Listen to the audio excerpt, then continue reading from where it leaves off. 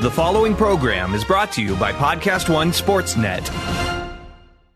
The Steve Austin Show is sponsored in part by DDP Yoga. Man, I've been doing my regular workouts with the DDP Yoga Now app for months, and man, I am feeling a damn difference. I'm more limber, looser than ever before, and I feel great. If you've been looking to get on board with DDP Yoga, well, there's no excuse not to, because Dallas is giving you 7 days free to try it out. That is a week, 7 days to try the program, explore the app, and own your life, and it is completely free. DDP Yoga can work for all ages, all weights, all fitness levels. It is a kick-ass cardio workout that will dramatically increase your flexibility and strengthen your core like never before, all with minimal joint impact. And check this out, DDP's upcoming book, Positively Unstoppable, The Art of Owning It, now available for pre-order. Filled with lessons from Page's life that share his own struggle to find his calling, overcoming one obstacle after another. Positively Unstoppable is a Bible for anyone who needs to be re-inspired to follow their dreams and take real actions towards the things that matter most to them. Positively Unstoppable will be released January 15, 2019, and is available for pre-order anywhere books are sold. Just for listeners of the Steve Austin Show, you can save 20% off all DVDs and annual memberships for the DDP Yoga Now app. Just go to ddpyoga.com/Austin to take advantage. Don't forget, you can catch Dallas while he's out on the road at the Rhode Island Comic-Con, November 2nd through 4th. Tickets and information at ricomicon.com. The following program is a PodcastOne.com production. From Hollywood, California, by way of the Broken Skull Ranch, this is the Steve Austin Show. Give me a hell yeah. Hell yeah! Now, here's Steve Austin. All right, everybody, welcome to Steve Austin Show. I'm coming to you from the main streets of Los Angeles, California today. I'm sitting here at 317 Gimmick Street, and boy, what a productive day it has been. But before we get into my day, I want to tell you about my guest. Independent professional wrestling star Joey Ryan stops by the crib today, and we shoot the breeze about everything under the sun, including professional wrestling. Tell you what, I was wondering what kind of guy Joey would be. You know, he's kind of over the top in the ring, and really, really good entertainer. And man, I tell you what, this guy was a blast to talk to. Talk about the independent scene. Talk about him running his business, doing what he does. Highly entertaining guy. Good dude. Good dude. I had a good time talking to this guy. I think you'll enjoy this conversation. If you enjoyed it as much as I did, well, I guess we're on the same page. Joey, it was a pleasure talking to you. And before we get to Joey, I'll tell you what, man. Over here at 317 Gimmick Street, I've had my 2003 Ford Focus sitting underneath the tarp. And I figured, you know what, I'm going to start driving this son of a bitch out here on the road, because we got our Yukon XL, and that son of a bitch is too big to drive in L.A. to go to underground parking. And we turned in that damn Range Rover, and we got us a Jeep Grand Cherokee. Man, that thing is 1/3 the money to lease, so we're saving money on that. So anyway, my pickup truck and my Bronco and shit is over in Nevada. So I figured I better get this damn Ford Focus back on the road. 2003, almost 65,000 original miles. Put a brand new motor mount on it. Got brakes on all four corners, 4 brand new tires, metallic P, power windows, air conditioners. Son of a bitch is loaded. Son of a bitch, you know what? It's like driving a mid-engine sports car. Well, maybe it's not, but it's a handy little bastard driving around the mean streets of California. You need a small car around here just because of all the tight parking situations. But anyway, came over here. I'm going to crank that son of a bitch up and go to the gym. Turn the key. And that sorry bastard was dead as a doornail. I said, man, what in the hell? I ain't driven it so long. I put a brand new battery in there probably about 9 months ago, and just from sitting underneath that tarp, drained out and was deader than hell. Took me about 20 minutes before I finally jumped that thing off. I plugged in my little gimmick charge on the battery. That summit wouldn't work. Kept waiting for that damn thing to charge up. It wouldn't. So finally, got my 30-foot jumper cables over here. I've been telling you guys for years and years and years, you got to have a badass set of jumper cables. Don't get them little short 6-foot sumbitches with the little bitty clips. You got to get a big, badass, heavy gauge set of battery cables, and that's what I got. Pull my Yukon over here in the driveway, hooked up the damn electrodes on the battery, let that sumbitch sit for about 5 minutes, and fired it right off. Took the battery cables off, closed the hood to my Yukon, parked it out on the curb, got in my Ford Escort, and I have 2 keys for that thing, 2 keys. The gym is only about 3/4 of a mile from my house. I go when there's nobody else in there. One dude was in there when I was training today. So I pull up to the back of the gym, I get out, and I know that if I turn that thing off, I ain't gonna be able to get it started again, even though I brought my little gimmick charger. So I figured, you know what, I'm gonna work out for about an hour, and I'm gonna let this son of a bitch run the whole time I'm working out. So since I had both keys, I left one key in the ignition, left it running, made sure the air conditioner was off, then took my ass inside, and about 40 minute mark, I went out there, checked the temperature gauge. It was running cool as a cucumber. Sat inside of it after I unlocked the door with my extra key. Got in there and revved it up to about 6,000 or 7,000 a couple times, and then a couple of medium revs, about 3,000 or 4,000 a couple times. Then let it ease on back down. Kept it running, locked the door. Went back in there and just crushed back and biceps. And when I came out, car was still running. Nobody had tried to jerry-rig it, bust in the damn window and steal it. So I got in the son of a bitch, went over and got it smogged. And it failed. It failed the damn smog test. And the reason it failed the smog test, the guy told me, he goes, something wrong with battery. And I said, yep. I said, you're right. I said, I just took me 30 minutes to get that son of a bitch started. So what I got to do, keep the thing full of gas, put about 50, 75 miles on it. Then I'll take it back over there, do the smog test again, and it'll probably cost me an extra $10, $66. I will have a damn near brand new 2003 Ford Focus Metallic P 4-door. I think it's an SC or might be a LE. Could be a limited edition sedan on the mean streets of Los Angeles, California. And when I'm riding in that thing, I just turn it on. I got my little Bluetooth system in there. It doesn't have a system in it. I'm making this shit up. But if I take my little Bluetooth speaker in there like I always do when I go to the gym, I'm just going to ride around the whole damn city of Los Angeles, California, blaring low rider with my Bluetooth speaker right there on my dashboard, especially at the damn stoplights and the stop signs. That's what everybody else does. They got their I got to watch the damn language here. It's a family-friendly show. Everybody turns the damn music up so loud. Well, that's going to be me, the dude sitting beside you. But I'm not going to be driving a Prius. I'm not going to be having a cigarette dangling out of my fingertips, sucking on a damn cigarette and throwing the damn thing out on the streets. I'm just going to be low riding in my Ford Focus. If you see me coming, please pull over to the side of the road because I'm probably in a GD hurry to get to the gym. Either that, I might be on my way to get a Diet Dr. Pepper and a Diablo sandwich. But enough about all that bullshit. Let's talk to Joey Ryan. Real interesting cat. Good dude. Highly entertaining. But before we get to Joey Ryan, listen up. WWE 2K19 has arrived in stores, and this year's edition is off the charts. Between the 2K Tower mode to the robust tower of over 200 WWE superstars, NXT favorites, legends, and Hall of Famers, there's a lot to dig about WWE 2K19. My producer Sean's raving about this year's Create a Wrestler suite. He's got a full Championship Wrestling from Florida roster going. Blackjack Mulligan, Kevin Sullivan, Bugsy McGraw. You can make just about anyone. WWE 2K19 features a 2K showcase mode reliving the journey of WWE superstar Daniel Bryan, and a My Career mode featuring high stakes and divergent career paths as you battle your way to WWE glory. Voiced by WWE superstars and my man AJ Kirsch. You want all the goods? Then get over to WWE.2K.com to pick up the WWE 2K19 Deluxe Edition. This edition is $100 in value and features a copy of WWE 2K19, access to pre-order bonus characters Ronda Rousey and Rey Mysterio, the WWE 2K19 Season Pass, and access to the Ric Flair Woo Edition, bonus digital content including additional playable characters, the Starrcade 83 Arena, and more. And if that ain't enough, you'll earn your right to play against cover superstar AJ Styles for the opportunity to win $1 million. Think you have what it takes? Visit WWE.2K.com/$1,000,000 challenge on how to enter WWE 2K19. Never say never, and that's the bottom line. This is the Steve Austin Show. All right, I'm rolling sound over here at 317 Gimmick Street. Joey Ryan just rolled up to the crib. Actually, he was early, man. And I called you on the phone. I was going to see if you wanted a Red Bull or some coffee, and you declined both. Came over to my house. Dude, all dressed up, long sleeve shirt, a tie.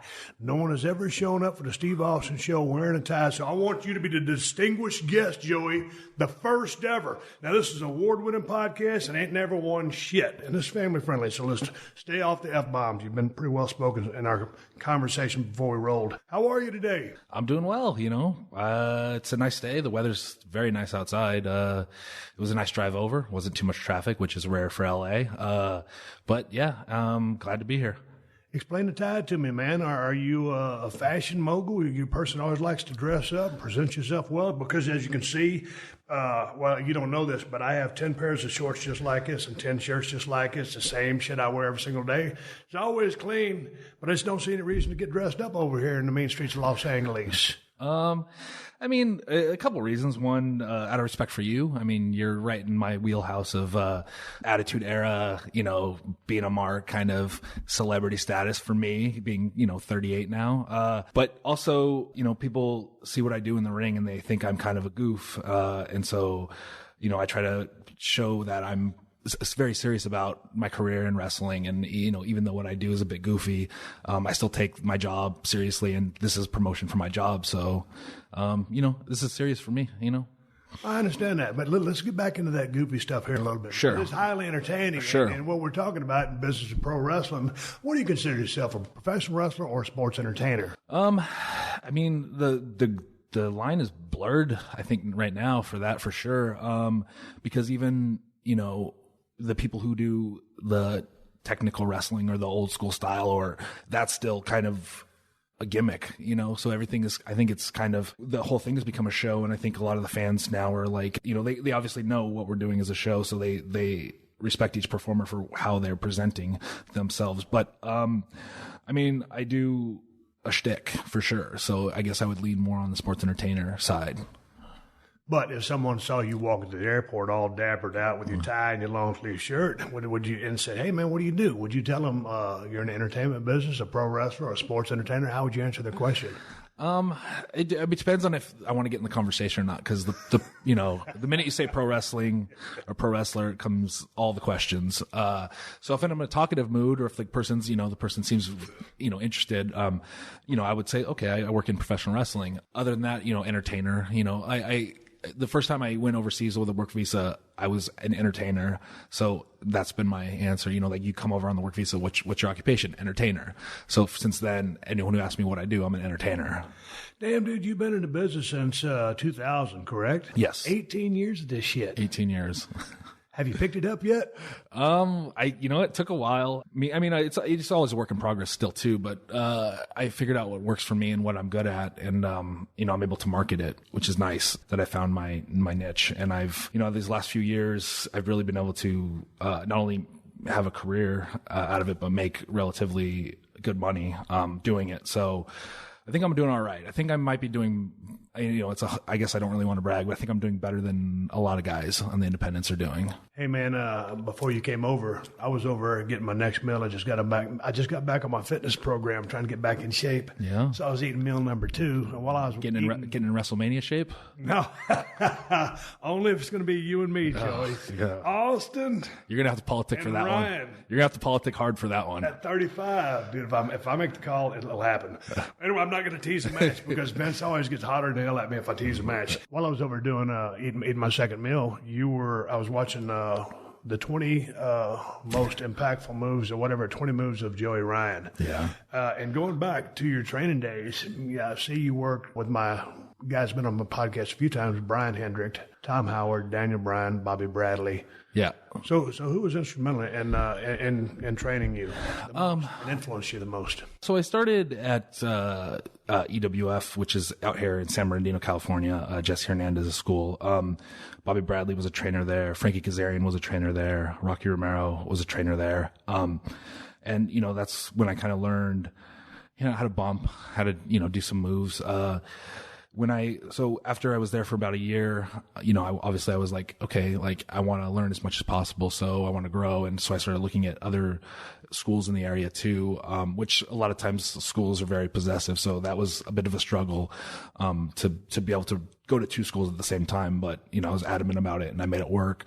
I found UPW, which was Rick Bassman's school. And he had Tom Howard, Samoa Joe, Brian Kendrick as the trainers. And Brian Kendrick really took to me. And I think, that's when I really learned how to work, is with Brian. I learned how to bump, and I learned how to do moves with Jesse and his crew, but I learned how to work with Brian Kendrick. And then, still being a student, 3 years in, the New Japan started a dojo in Los Angeles. They were training during the day every day. And so I started going there, and that's where like Daniel Bryan, and again with Samoa Joe, and again with Rocky Romero. So I just try to learn as much as possible and, utilize what I could. Daniel Bryan was a hell of a damn worker, or still is. And he's a guy that really got himself over with the people. And I don't think WWE ever really wanted to push the guy, but finally the people were so loud, he was so over, they had to push him, and they did. It was a tremendous success. And I watched some of his older work and current work, but it was like, man, this dude can work his ass off. Yeah, he might be a professional wrestler. Yeah, he is definitely a professional wrestler, but also an entertaining one. Right. So how much did, and I love what Brian Kendrick does as well, and I'm not familiar with too many other people that help train you other than Frank Kazarian, guys like that, of course. But so did Brian Daniel what brought you guys together so much? Training with him, it worked on my intensity a lot. Like my matches were fine, but like I didn't feel like I needed to win. They were just like kind of just going through the motions. There was no next gear. And working with Brian, I learned when to go to the next gear, or when to show that burst of emotion, or when to show that like need to capitalize on a moment. That's, I think, when it really started really making sense to me, is telling the complete story, not just telling the visual part of the story, but the emotional part of the story as well, is what I got with working with Daniel Bryan. Would you consider yourself more of a technician back then versus now, as, pretty much, you're doing the kind of shtick stuff now? I mean, kind of like what you said a while ago, but it's obviously, you're working a gimmick. Yeah. Maybe it's back then that the gimmick wasn't as identified, and you were just trying to be a guy who wrestled. Yeah. A lot of times I think people want to be the best at wrestling, when they start. So I tried to learn as much wrestling and as much, technical stuff and I think I got decent at it. I had a bit of success with it, but, it really turned the corner when I started playing a character and started learning a shtick, so to speak. You might be able to tell now, just my personality now is, in general, I'm pretty shy. I'm a pretty like introverted person. And when I started wrestling, I was like that as well. It was really hard for me to emote in front of the audience. It was really hard for me to show any kind of like spark with the audience. And then, about, 5 or 6 years into wrestling, I was like, okay, I have to do something, because I'm starting to blend in with everyone. So I took some acting classes, actually, being in LA. And that really helped me kind of like separate my personality with a character. And then I started working on different aspects of the character. Like the character I do now kind of started in like 2006, really. But it's just been an experiment since, and you try stuff and it doesn't work and you throw it away, and other stuff kind of works. So you fix it and you make it better. And you just kind of keep what works, and, and then you develop a personality and you develop something that you can own and create and make it work. And so really, my early days, I did try to be like, I tried to learn all, and I could still go in and probably do a match with all the basics and all the technicians and work a body part and all that stuff. My success I found from, being a character. When you went to acting class or acting school, whatever you want to call it, I took a few acting classes when I first came here, when I thought I wanted to be an actor, not so much. So for you, what did the acting coach or class teach you?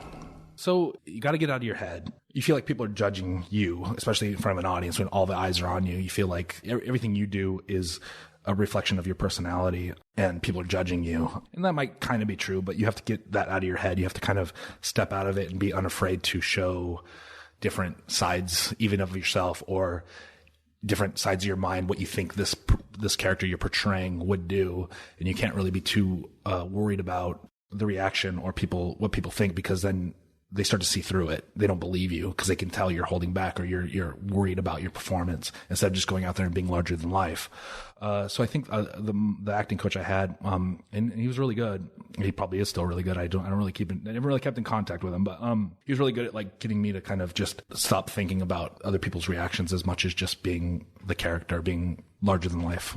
But also, I mean, like, you got to be 100% committed. Right. You got to be committed. People see right through that. People see right through you when you're pretending. You have to convince yourself that you are this person. or else, it doesn't read. When I was watching your stuff from Impact, it kind of in the vein of what you're doing now. Yeah. And I thought you're doing good promos, definitely out there. Yeah. If I saw you, I'd think, oh man, this is not a shy kind of guy. This guy's kind of larger than life. Yeah. Now, even more so. So was that your first character that you ever came up with? I mean, like back in the day, man, I broke into Steve Williams. Yeah. Then I was Steve Austin, and I was Stunning Steve, but I never knew what the F any of those guys were. Yeah. And Williams was my real shoot name. Dutch Mantel gave me the other two names, but they were my name, and I guess I was a wrestler. I was a performer. I wasn't a character because I didn't know where to shit or wind my watch. I didn't grasp that concept yet until Vince called me. Well, until I made a stop at ECW. Then Vince called me, and I was a ringmaster, didn't have a clue. Yeah. Came up with the Stone Cold gimmick, and that's when I finally said, okay, this is me, and it's actually kind of who and what I am. But, a shy kid growing up. But in a competitive light, on a football field or baseball or whatever, I'm an extreme competitor. So I guess that was me turned all the way up. And I don't know, this super redneck, whatever you want to call it, that's what I was. Yeah. So, man, I found, and I didn't need a psych up process. It wasn't like I'm over trying to get into character. It's like, man, when that glass broke, shit's on, I'm ready. Yeah, yeah. So what is it for you? Like, you're a pretty laid back dude, pretty reserved. All of a sudden it's time for you to go out, and people know what to expect from you. And all of a sudden you got to go out there and go, you're pretty over the top. Yeah. Very entertaining, totally committed. Is there a psych up process for you? Is it like another day at the office? Some days are different than others. Some days I have to really like focus on, okay, I've got to be this character. Other days it's just second nature, I guess, so to speak, at this point. But it's definitely like when I hear the music or when I put the gear on or when I baby oil myself up, it's like, okay, now I'm like this different person, and there's an expectation of me. It's fun because like it really lets out a part of me that I don't really get to do much of in my everyday life. I really do become this character, and and the character, because the character is so over the top, it allows me some like, I guess, artistic freedom to try stuff that maybe most wrestlers wouldn't, because they would be worried about the reaction, or they'd be worried that it would be too far-fetched. It's kind of weird because whether I've conditioned the audience to think this way when they see me or not, but like some of the stuff I do is pretty cartoonish, but they accept it as if they're seeing somebody get kicked in the head. And that's a liberty I have because of the larger than life cartoonish character that I am. So that's really fun for me, because then I know when I hit that curtain, I can riff a little bit with the audience. If they're giving me something to work with, I can, if they're yelling something, I can change course and get back to it, because I'm not on a set plan. I can go and go over here and come back to what I need to. Which is a lot of times when I finish wrestling, my opponents will say too, is they thought for a second, like, oh, what's going on? Like, I'm confused because you're going somewhere else with it. But then we come back to it because like I allow myself this artistic freedom because of the character that I can do. I can step away for a second and come back. I can break the fourth wall essentially. You got to, though. Yeah. I mean, to me, to be, at another level. Yeah. Because anybody can paint by number and put the pieces together. But when you have that character and that freedom to go be you, which is what people are paying to see. Yeah. The match is the match. And, it's great when you see some of these scientific wonders. Like, I love it, Zack Sabre Jr. Yeah. I don't know anything about his personality. Just his work is so spectacular. I just really enjoy watching the guy. But character guys, I mean, I was a character guy. Yeah. I thought it could work pretty damn good. I'm not going to blow smoke up my ass, but I mean, it was that character. People, they want to see a good match, but they want to be taken on a ride there. They want to feel the emotions. But also, I mean, if this son of a bitch, I made a living stomping mud holes and people walking dry. People wanted to see that shit. Yeah. So when people go see Joey Ryan, they want to see the lollipop. They want to see all the stuff. Yeah. I remember this one time specifically, like I was trying something and it completely went awry, and it took forever to set up, and it was, I could tell that the crowd was kind of like, oh, what's going on here? Kind of getting antsy because they could feel us like tripping over our own feet in the ring. And, I looked at the audience, and, being independent, you have the liberty of just speaking in the audience, hearing you. I looked at the audience and I said, I promise this went much better in rehearsals. And they all laughed, and it kind of brought the tension down. Yeah. And then we went back to whatever we were trying to do. Yeah. So like I was able to just kind of like take a step away, look at the audience, address just basically say what they were watching was us messing up, and then go back to what the plan was. So Man, I think what you're doing is super entertaining. I dig it. A lot of people, wrestling purists, like, God dang, what is this guy doing? He's killing the business. And just there's a few of those people. So you have your naysayers. Yeah. But you have your fan base. And where are you on all this? Because this is you. It's your career. Yeah. It's weird. Like, if someone told me the first day that I stepped into a wrestling school that if I became really successful at this, people would call me a piece of shit on a daily basis. I didn't really think that, I didn't really cause I see that every day. And it's tough sometimes because, I work hard, and it's not just necessarily like bumping or doing moves, but, I travel, I don't sleep, I have to agent my own bookings, I'm independent. So I have to negotiate my own deals, I have to get promoters on the same page with flights and, it's a hard work. So sometimes I'm really exhausted and then I go online and I read like negative feedback and it kind of gets me a little bit, but, I just have to focus on the fan base. I feel like because my stuff translates well too. And it's weird too, because like most of the time the naysayers will be like, oh, if a casual fan sees this, they're going to be turned off to wrestling. But I feel like my audience is casual fans who aren't as invested in wrestling. They just want to be entertained. So I have to take that as the fact that the people that do go on Twitter and talk about wrestling are the guys who are emotionally invested in wrestling and they want to talk about wrestling every day. And then also have to notice that like the negative is always more vocal. Like if you watch a movie and you hate the movie, you're more likely to say, oh, this movie sucked, rather than like if you watch a movie and it was good, oh, I love this. You might do both, but you're more likely to complain than to put something over. So, I have to take that in consideration too, that the negative is always more vocal. But when I look at the end results of, what I'm doing, how often I get booked, people that come up to me, people that write me emails, my t-shirt sales, all that stuff, I have to look and see that the positive outweighs the negative, and I just have to remind myself that. Dude, I'll tell you what, I've been around the horn a few times, and anytime I do something, you get the negative stuff, and my gig is completely different than yours, but I was in the same business, but still negative feedback is negative feedback. And so you get these keyboard warriors who all of a sudden want to jump on your Twitter account or whatever it is, whatever kind of social media account it is, and just hammer you. And it's like, and back in the day, I used to respond to it. This is way back in the day. But now if someone hits me with some bullshit negativity, dude, I just reach over, hit the mute, hit the block, done. Don't put them over. Yeah. Don't give them the satisfaction of a reply, done. Yeah. I don't need any more negativity in my life that's already there. I'm a positive person. The glass is half full. Yeah. I don't need nobody's bullshit. I'll take constructive criticism. I always want that. Yeah. Because it's like in the business, you're always learning. You've been in 18 years. I made 13 and had to get out because of a bad stack of dimes. But you always learn in the business. You always learn in life.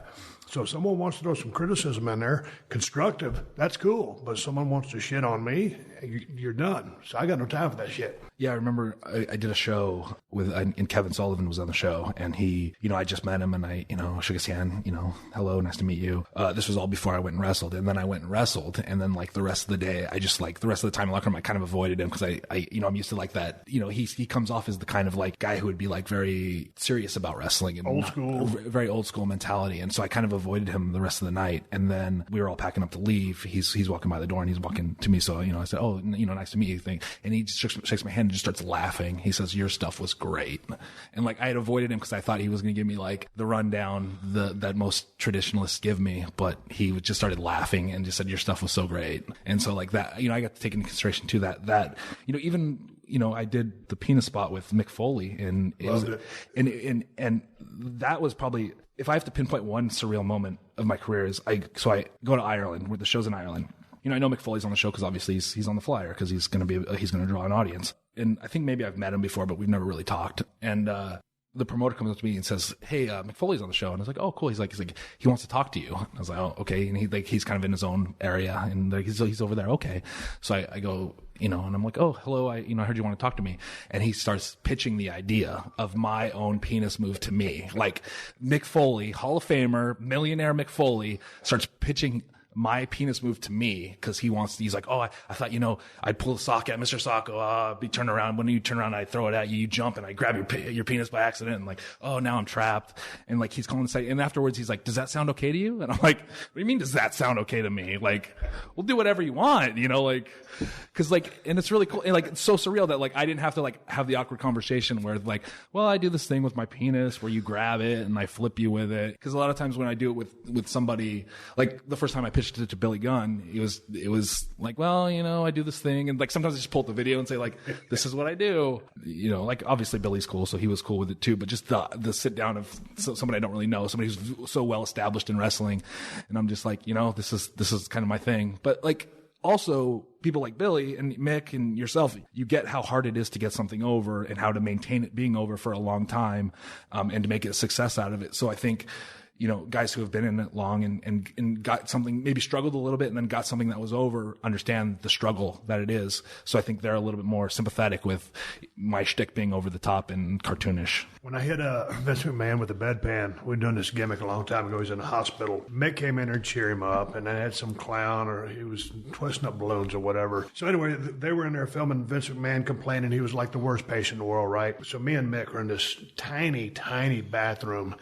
And he pulls out Mr. Sacco, and this is before he started using it. And he's telling me, he goes, this is about to be his finishing move. And I said, you're shitting me, right? It was like great. And I promise you, we're in the smallest bathroom you've ever been in. 2 grown men, and we're pretty big guys. Yeah. While Vince is there doing his sad sack patient stuff, and I'm in there laughing my ass off because it's such a great thing. Yeah. And then they had to keep opening the door. Said, would you guys shut up? We're trying to film Vince's stuff so we can get to you. Yeah. We only have a limited amount of time. So I've been in some very small spaces with Mick Foley. But Mick gets it. Yeah. Did Billy end up doing the gig? Yeah, he did it. Every time Billy Gunn listens to podcasts, we used to travel together. Yeah. Same with Mick Foley. Mick Foley's the cheapest guy in the world, right along with me. And then badass Billy Gunn is the grouchiest individual you've ever met in the morning until he gets a gallon of coffee in him, and then he's fine. But every time I shake Billy Gunn's hand, he's got these big-ass brick hands. Yeah. And I'm like, God, for sure. You brick-handed son of a bitch, and that's our gimmick. But I was like, a guy like Billy Gunn, grabbing you could do definite damage. Absolutely. Billy turn it into a shoot. Yeah. No, for sure. He would probably be the only guy that could overpower you. Yeah. No, for sure. I felt that handshake plenty of times. Billy and I have become friends since we've wrestled together maybe 2 or 3 times since then. But he loves it because he likes it that it's easy and it's over. Billy loves working the guy. Yeah. And so we have a lot of fun together. He's actually become one of my favorite opponents to have. But he like you said, he likes working it and he gets it. But yeah, he's got some bear paws on him. Hey, speak to me about booking yourself, because I know you're extremely busy. The independent scene's on fire. I've had a lot of guys come through here in the last few weeks, and it's been a breath of fresh air for me talking to guys like you, because I was always in a territory-based system.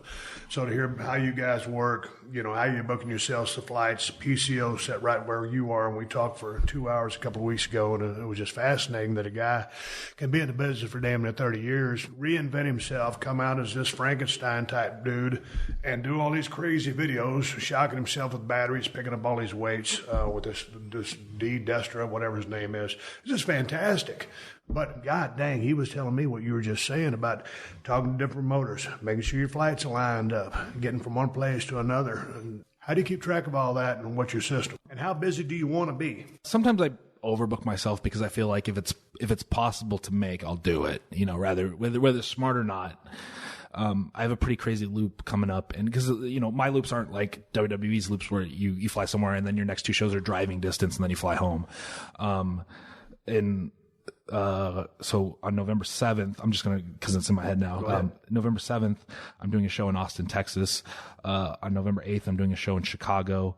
On November 9th, I'm doing a show in New Jersey. And then from the New Jersey flight, I have to get on a red-eye flight to London because I have 2 shows in England, and then I fly home. So that's Austin to Chicago to New Jersey to London and then home. Dude, that's a pretty good loop. Yeah. It's five shows. Well, the worry is always packing enough merchandise because, being the character I am, I do really well on merchandise. So I have to sometimes just pack like 2 giant bags of t-shirts that I know I'm going to sell. The best feeling in the world is always coming home with empty suitcases for me. So, I pack, a couple sets of gear and, it's just real light changes of clothes and I mostly merchandise. You obviously have to be a good note taker, and I'm lucky that I'm in a position now where, I get a little bit more leeway with these promoters. So I can charge like a deposit. Not a lot of guys can get a deposit. I can get a deposit. I can also, what I do, and this is what, Cole Cabana and Chris Hero kind of turned me on to this, was for a long time I had good status on 5 different airlines, but not great status on any one. And they were like, most of the time, if you want an American Airlines flight, but a United flight is $20 cheaper. If you leave it to the promoter, he's always going to save that $20. Even if he doesn't care about that $20, he's always going to save that $20.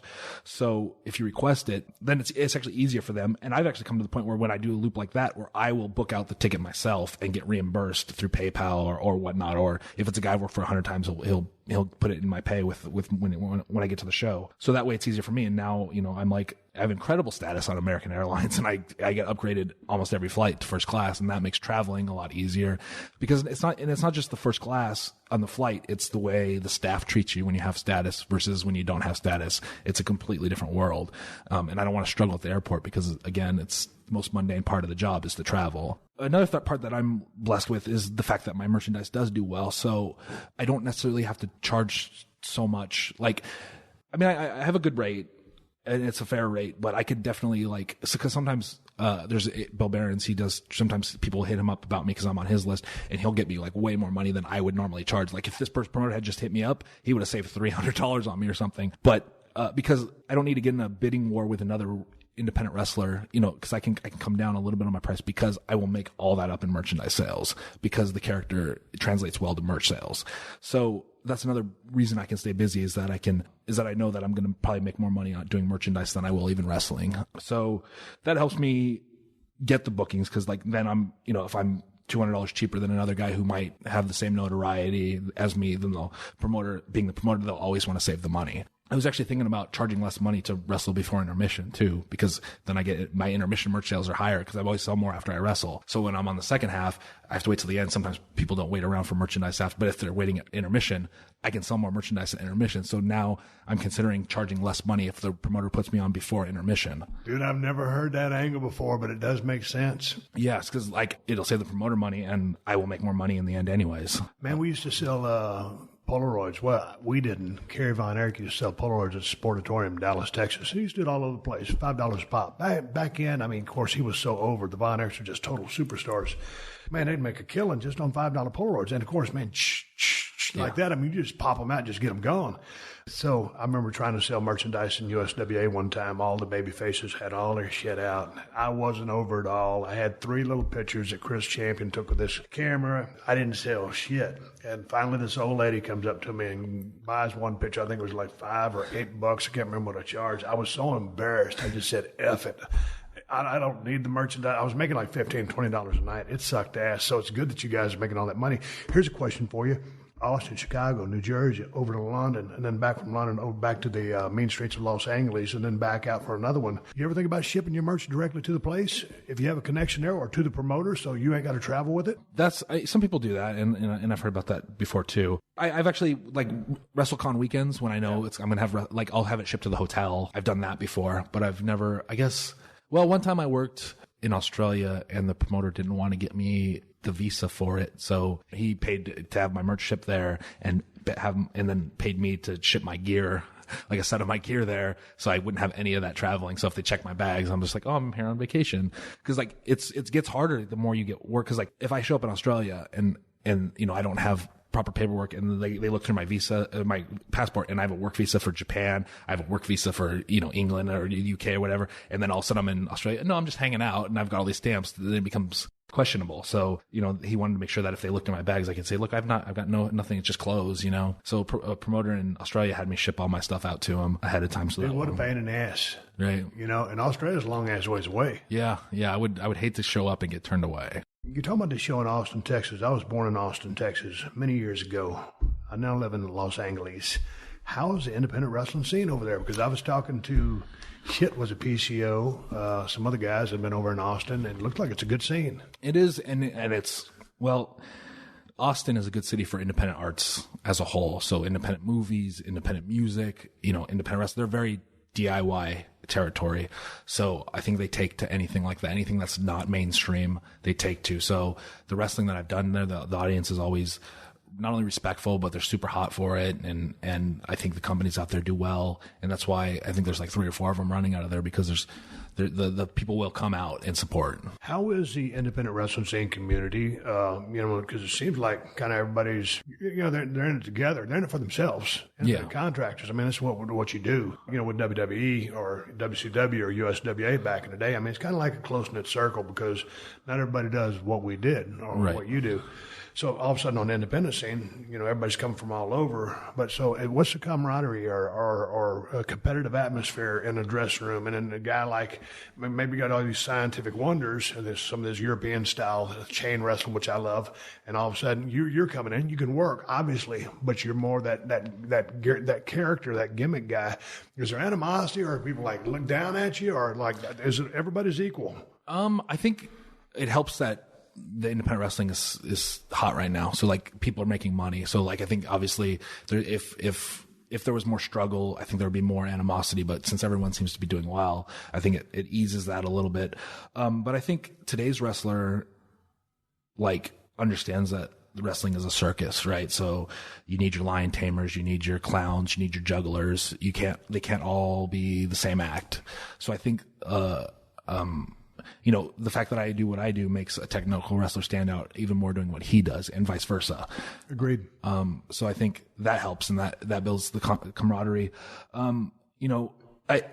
Because I've been wrestling for 18 years, and I started when it was a struggle to get bookings, and then I see 21, 22-year-olds now getting flown, overseas, and I'm like, oh, when I was 22, I could barely get someone to pay me to drive to Las Vegas, to drive 4 hours to wrestle in Las Vegas.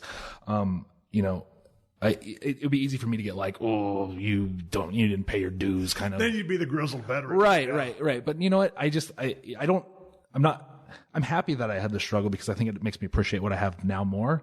And not that those guys don't understand what the time that they're in, but, it's just like, I think it had helped me build me as an individual to where I'm at now with my life, to have that struggle.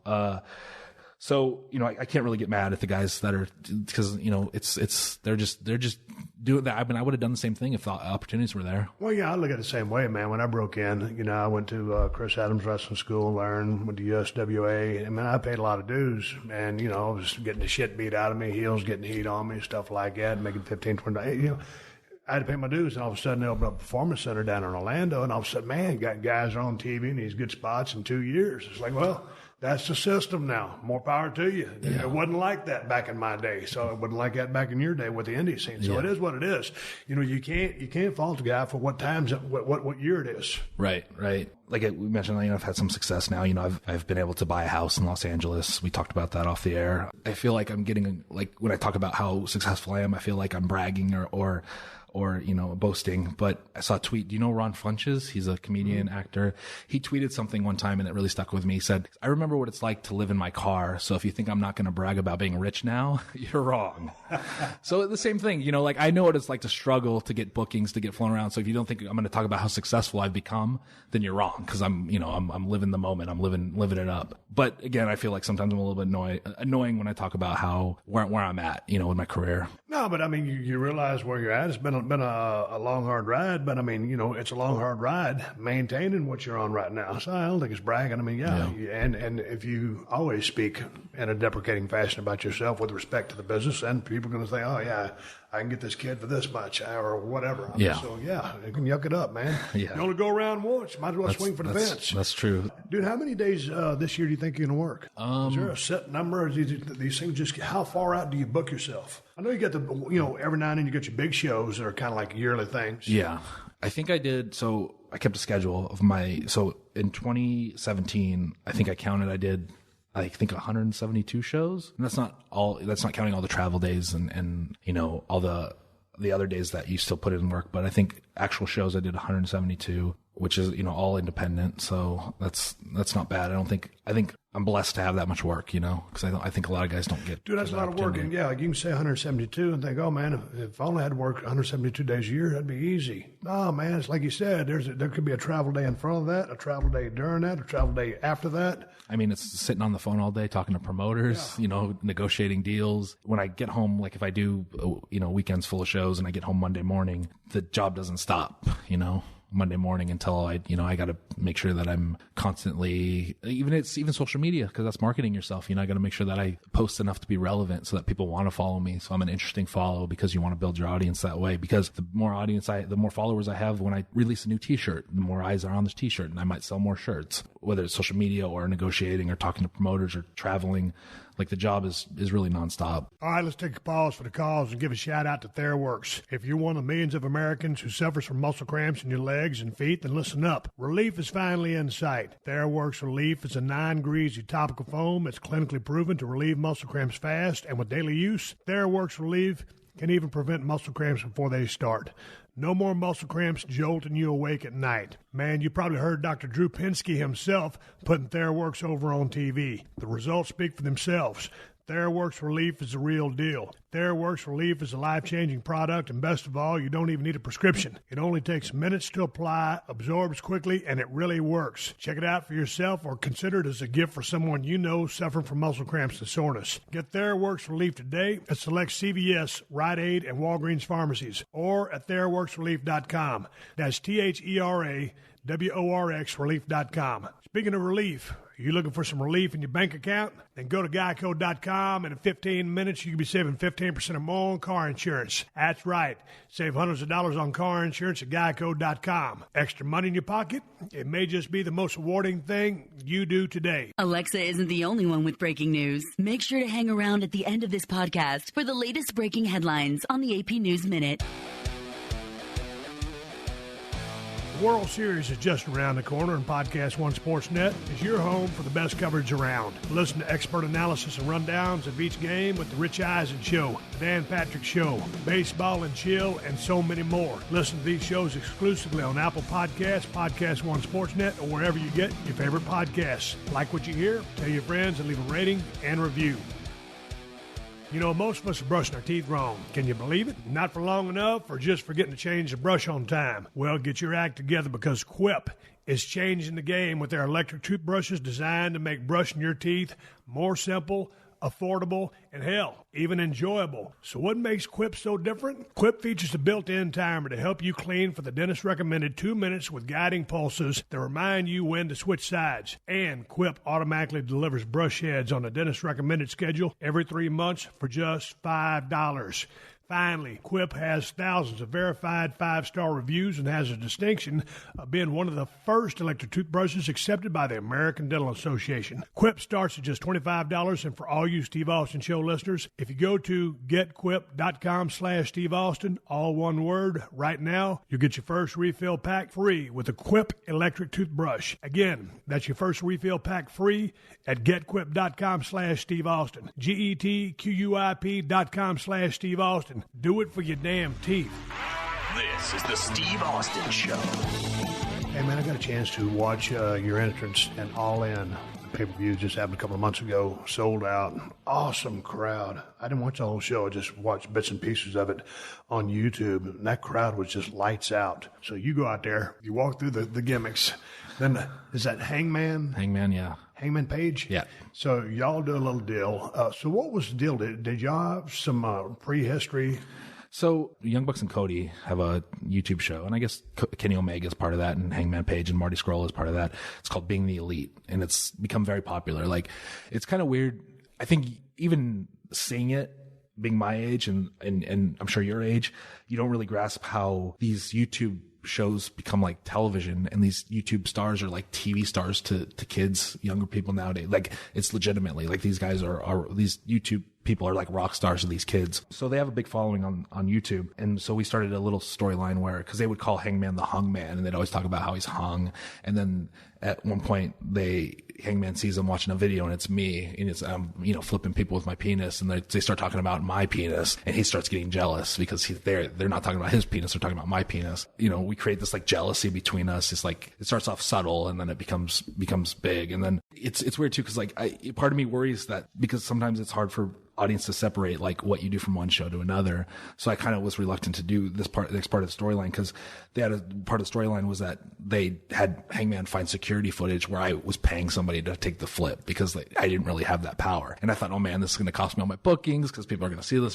They're not going to separate. But it didn't really, because I think I was paranoid, but I think the wrestling audience gets that like an actor could be in two different movies and, you know, it's different. So he discovers that. And then, so we do this whole storyline where I'm depressed and trying to find my mojo again. Then Hangman shows up at one of my shows after one of my matches and like to finish me off, and then starts berating me and then start talking about my wife and like whatever. And then I muster up the courage and I end up flipping him with my penis. And like, now I've got the power back. And so, and we really didn't, when we started doing this, we didn't really realize, because this story was almost a year long, you know, like from when we started it to when we paid it off at All In. We didn't really think it would have the legs. So the next step of the storyline was like Hangman was so mad and he was getting upset that we did this thing where he kills me, or he looks like he kills me, where like somebody breaks in the hotel room, beats me up, bloodies me, chokes me with a phone cord. You never really see who it is. There's security footage, but it doesn't really, you know, he's wearing sunglasses and a hood, so you can't really tell who it is.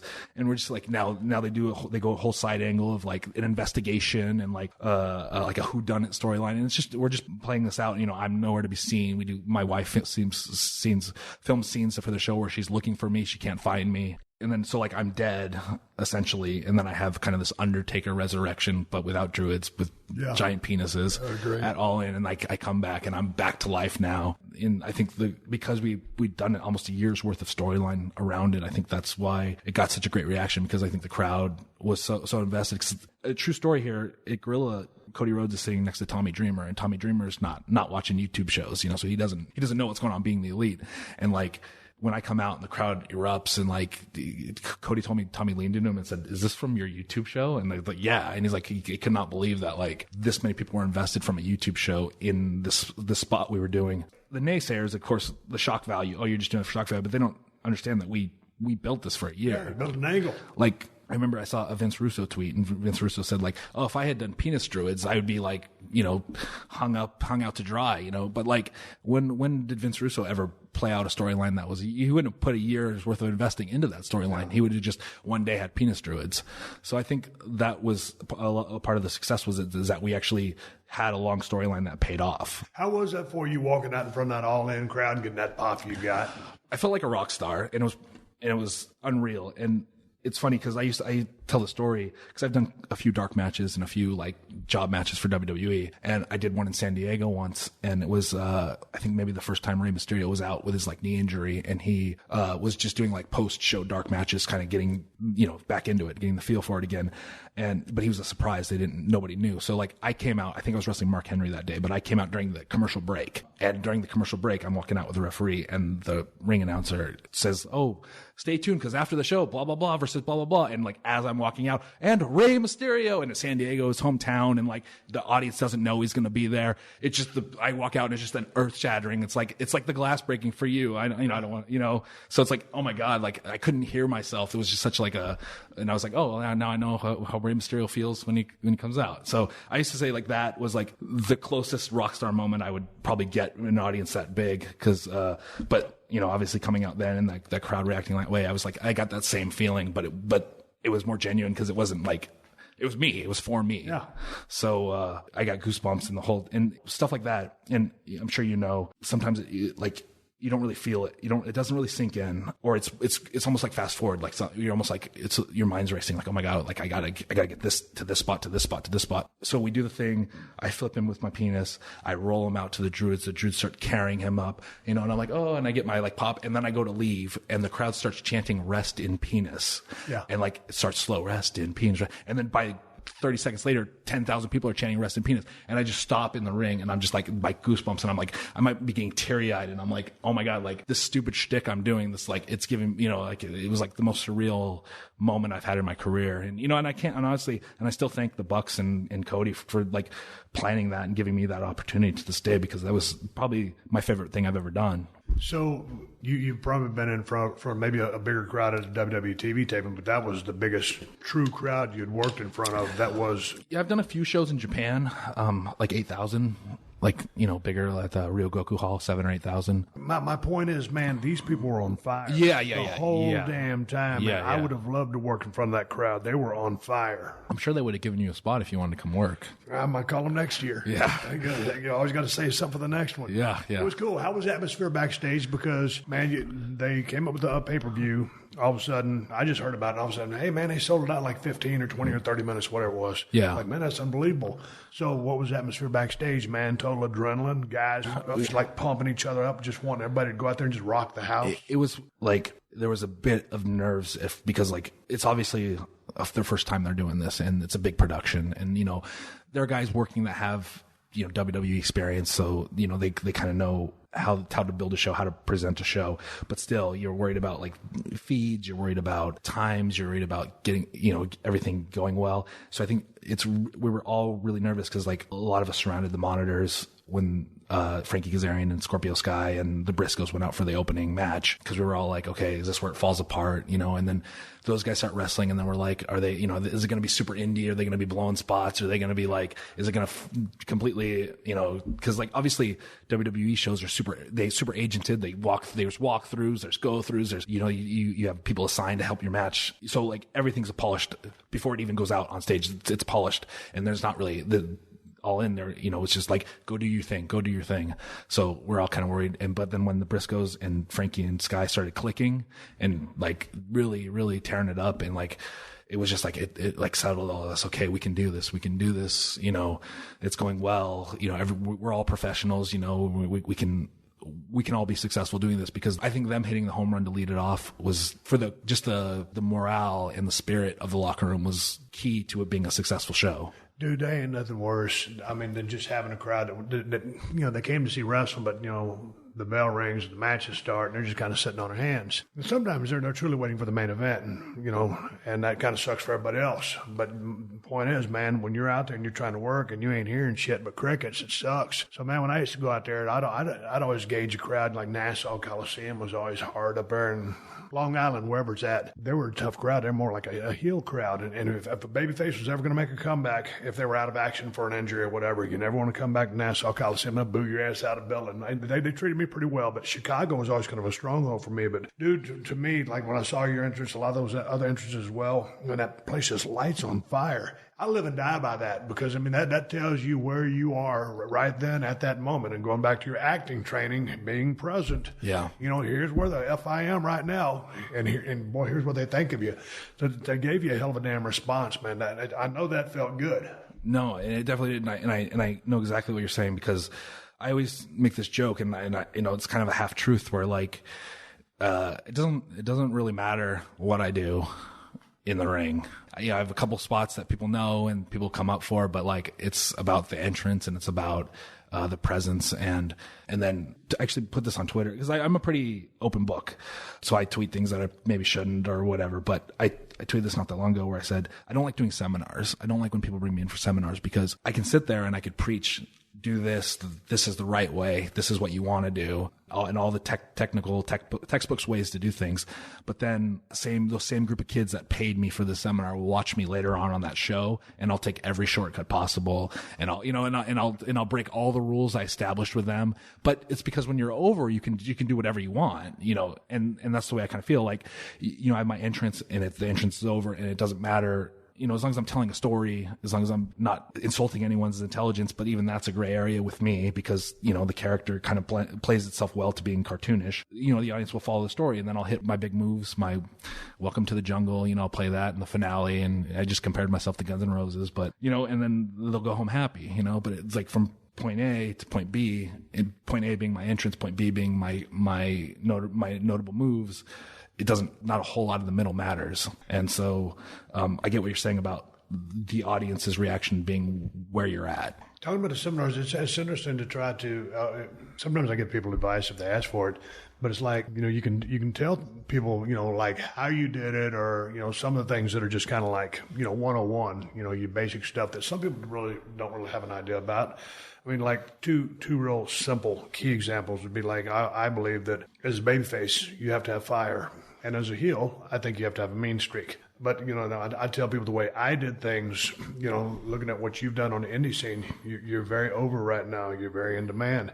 As Stone Cold, I was pretty over. I was pretty in demand. But the way I did things, my go-to things were just highly competitive, and I did things with rage and anger. You know, that's what worked for Stone Cold. Yeah. You know, if you're screwing me or whatever, anti-authority, but it was rage and anger. And like when I see, you know, Joey Ryan, I mean, I see like swagger and sleaze and showmanship. So you can be mad and angry just like Stone Cold was, but being sleazy, being, you know, the bigger than life character that you are, you're doing it in a different way.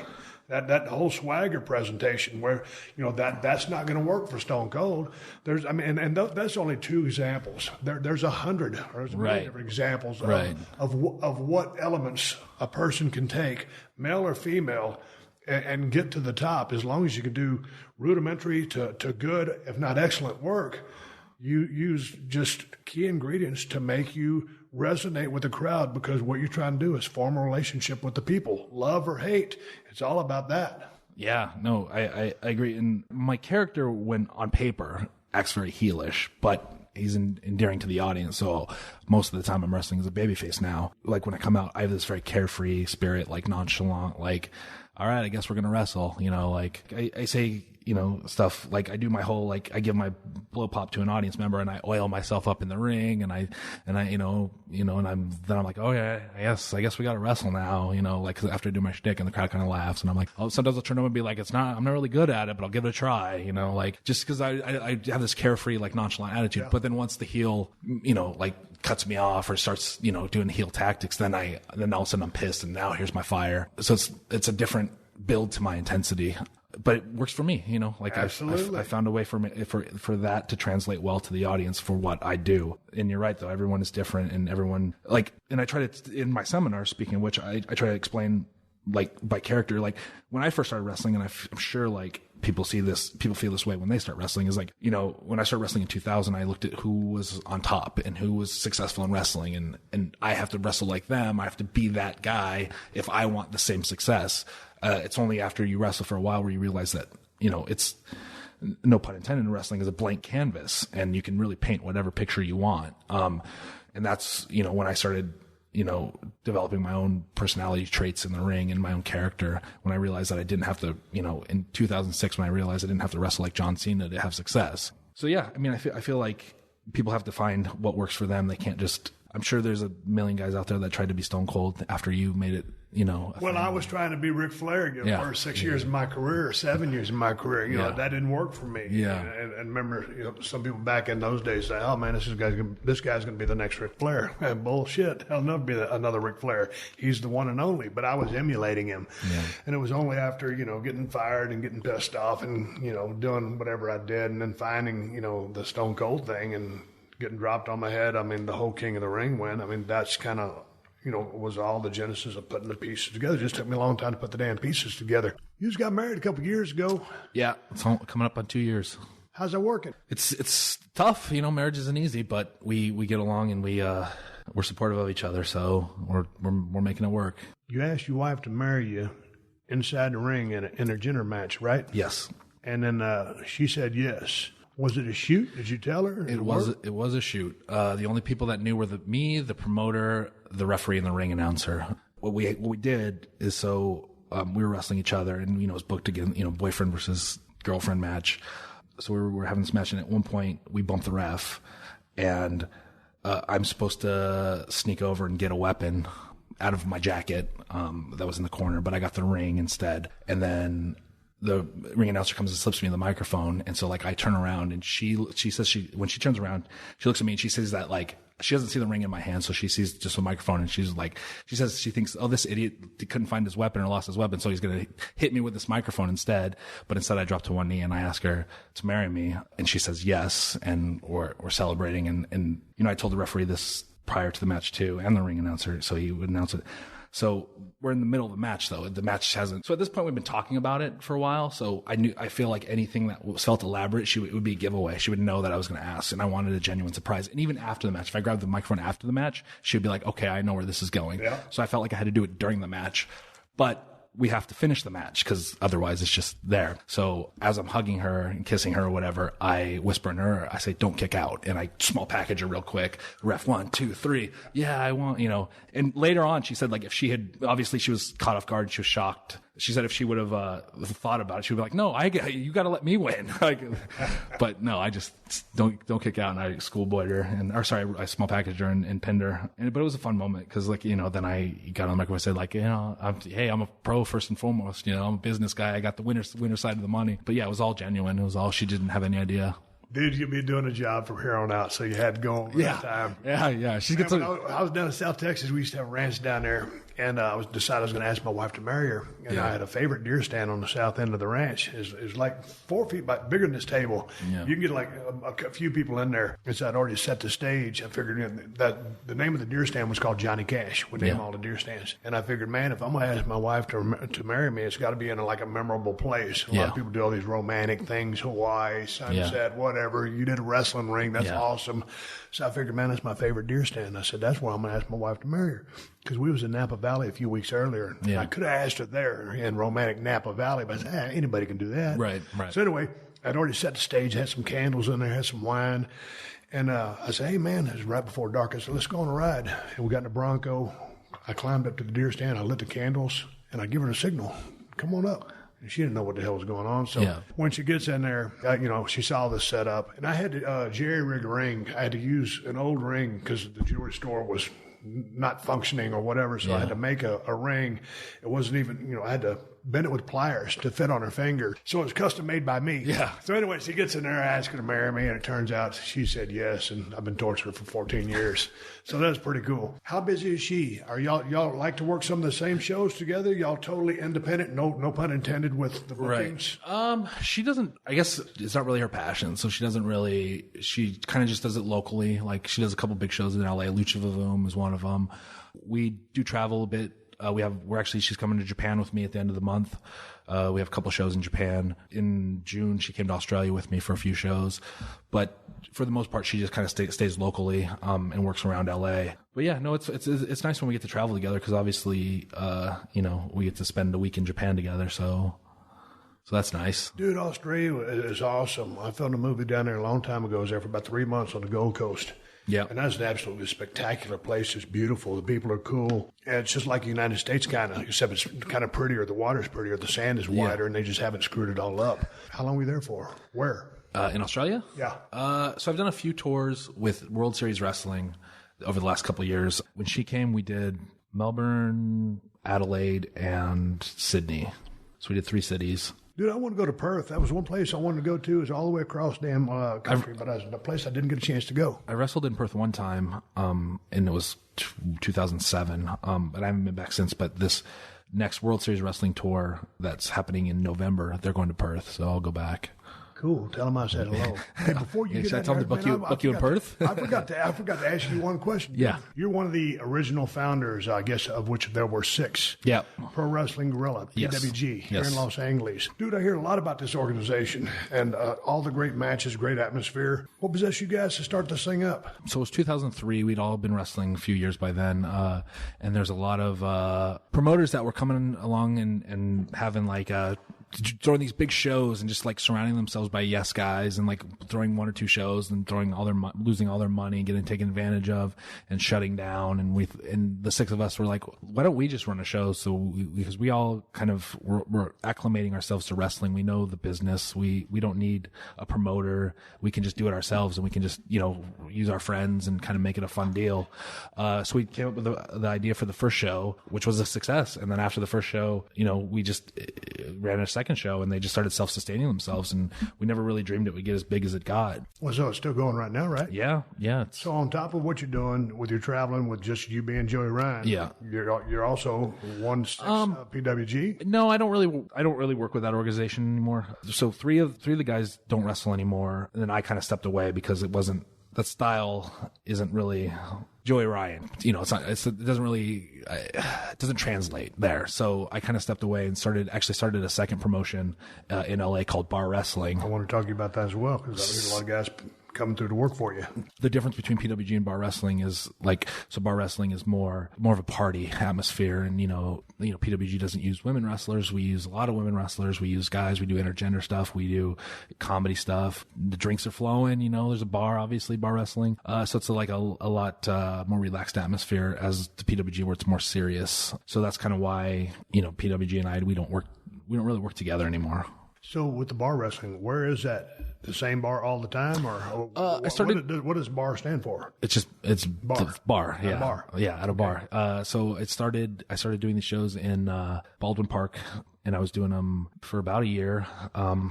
Almost a year, and they were, drawing on. I did do Thursdays too, because I didn't want to take work away from myself to run a show. So I just I'm gonna do Thursday because I'm wrestling every Friday, Saturday, Sunday. So I started doing Thursdays, and I was drawing like 400 people to these Thursday shows, and the bar was super happy. Like, the bar actually told me that they were thinking that they were gonna have to fold because they weren't making money until I started doing shows there, and then I was sustaining the bar, which was a great feeling to have because they're super nice. Baldwin Park's about 18 miles east of LA, so like these places in LA proper were like hitting me up saying like, oh, we see you can, because they don't do anything on weeknights. They have like, these like clubs and, little places that have like raves or parties or bands play. They're mostly Friday, Saturday, Sundays. So they say, oh, you can draw 400 people on a Thursday. Do you think you could do shows in our venue for that? And I said, I can try. So we've been doing like some Wednesdays and Thursdays around LA now too. And like November, I have 3 shows. The first, we have one next week on October 17th. And I'm actually working with Dr. Susan Love Research Therapy because it's Breast Cancer Awareness Month. We call the show Breastomania because it's all the proceeds are going to go to the charity. Yeah. And we have it's a mostly women's wrestling show, and that's on the 17th in LA at the 1720 warehouse. And then after that, we have 3 shows in November, the 1st, the 15th, and the 28th in 3 different venues, 3 different locations. The 15th, we're doing like a Movember style show, or a Testomania. So that'll be another charity show for men's health. So yeah, it's just, getting, like I said, it's become like a fun party atmosphere, and the wrestlers seem to like doing it, and the audience seems to like coming, and so it's really kind of taken off. I guess there's another way to challenge myself with, in the industry is, I was a part of founding PWG, but now this is kind of something that I'm doing on my own, and it's helping me. I never really did the financial side of PWG, the business side of it. I was more like kind of, I guess, talent relations, when I was there, but now I'm doing like the more business side of it, and I'm learning about it, and I'm building a product and a brand that maybe, who knows, it could be part of my out plan. Who knows, so you always got to think about that now too. So yeah, those shows are fun. I would, if you're in LA, I would definitely check out a bar wrestling show, because most people seem to like it, and we're retaining an audience, so there's something bringing everyone back. Man, you're 38 years old. You got a head of hair on you. Doesn't look like it's going anywhere for a while. I retired at age 38 and got dropped on my head and had to ride off into the sunset. How long do you see yourself staying down this path of being in the pro wrestling sports entertainment business? I guess it depends on how healthy I can keep myself, or how relevant I can keep myself. I'm definitely working on a less is more style now, with a character, and it's a blessing too, because this is also something that plays at conventions or plays at autograph signings, or, like it doesn't necessarily have to be in the ring, or like what I did at All In was I did a run in with a full entrance, so it's not the most physically demanding wrestler there is. So, I mean, I guess it's just as long as, I can stay healthy, because, I guess that's the key. Did you go to college? I went to junior college for about 2 years. What were we going to study? I was undecided. So, I said nuts to this, and I went and did professional wrestling. What kind of student were you in high school?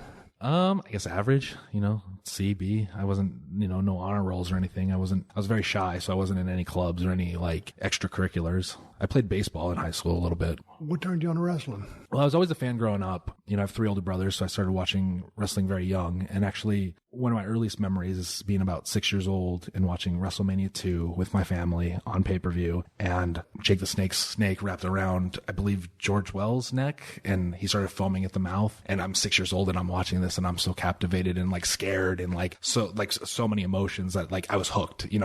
Wrestling had me at that moment. And then so I grew up a fan.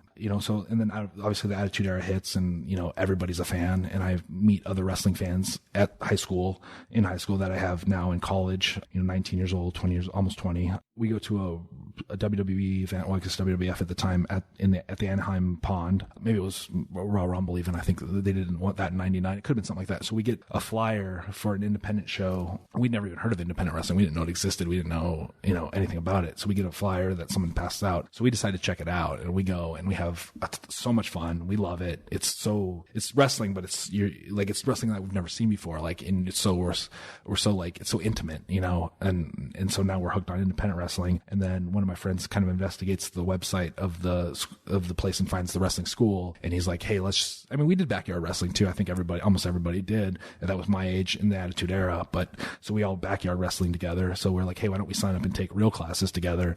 And so 3 of us signed up. One of us never went after signing up, and the other one that actually was the one who pushed for it did about a year, but everyone's different. It was hard on his body. He never really built up a tolerance for it. He was hurt a lot, so he kind of faded out, and then I just kept going. Man, what do you do in your spare time? I know you're traveling a lot, you're working a lot, you're really busy, but what does Joey Ryan like to do when he ain't got nothing to do, or hobbies? I love baseball. I'm a big Angels fan, which is tough these last few years, but I love baseball in general, so I'll watch any of it. I'm, hooked on the playoffs right now, even though my team's out of it. And I just, I'm a big movie fan. I like to go watch a lot of movies. I go to Disneyland quite often because, I grew up with it and it's here and it's kind of a fountain of youth for me. I go there and I feel young. So, I just try to, just keep myself entertained. Anyway, dude, I don't want to chew your ear off. It was awesome talking to you, man. I've enjoyed your stuff, and I wish you safe travels and a busy schedule. Yeah, I appreciate that. And before we leave, where can people find you on social media, whether it's Twitter, Instagram, or whatever? Twitter, I'm at Joey Ryan Online. Instagram, at Joey Ryan. I also have ProWrestlingTees.com/Joey Ryan for merchandise. And I have a documentary that's coming out about me soon. That we spoke of the Mick Foley thing earlier. Last year I had a camera guy following me around because he wanted to do a documentary on independent wrestling, and he picked me. So he followed me around. He got me and Cody Rhodes in the cage match at the Cow Palace. He got me and Mick Foley in Ireland, and he kind of followed the story of me and Candice's tag team, Candice LeRae's tag team. We did the intergender tag team for a few years, and her getting signed and now being at NXT and her kind of farewell. So he's got all that documented, and that's going to be coming out soon too. Well, I'll be looking forward. All right. Good talking to you, Joey. It's good talking to you. Thanks for having me. You've seen him in the hit movie Night School with Kevin Hart and Tiffany Haddish. But you can hear Rob Riggle every week on the funniest sportscast around with co-host Sarah Tiana. The way it usually works is you do the script as written, because that's what the studio paid for. Then you do another take, same thing, only with notes. Then on the third pass, they'll come back and say, okay, anybody got a thought? Yeah, can I try this? No. Can I try this? No. Moving on. Check out Wriggle's Picks every Thursday on PodcastOne or wherever you get your favorite podcasts. All right, everybody, give me the go-home cue. It's time to wrap up his podcast and ride off in the sunset. Before I do that, I want to thank Joey Ryan for coming by 317 Gimmick Street. Joey, it was a pleasure meeting you. If you ever want to sit down and shoot the breeze, bring your ass back over, and we will roll sound. Good luck to you, and safe travels. Hey, man, if you are thirsty for an IPA, I got the best one in the United States of America. Broken Skull IPA from El Segundo Brewing Company. Find it at Whole Foods and Total Wines if you in SoCal. If you ain't in Cali, you might be shit out of luck. And if you're looking to get either the Cold Steel Broken Skull knife or the new Cold Steel Working Man's Knife, you can get them on my new Amazon store. Amazon got the best price on both knives. Just go to Amazon.com/shop/Steve Austin, or go directly to the Cold Steel Knives website. I want to say one more thank you to all the fine sponsors of the Steve Austin Show, especially DDP Yoga, WWE 2K19, Theraworx, Geico, and QUIP toothbrushes. That's how I'm able to do this podcast for you twice a week for free. Please support them because they support us. If you need more info on my sponsors, check out the show description of this episode for details. Folks, I am on social media, on Instagram and Twitter at Steve Austin BSR. Folks, until next time, my name is Steve Austin, and I will catch your ass down the road. This has been a Podcast One production. Download new episodes of The Steve Austin Show every Tuesday at PodcastOne.com. That's PodcastOne.com.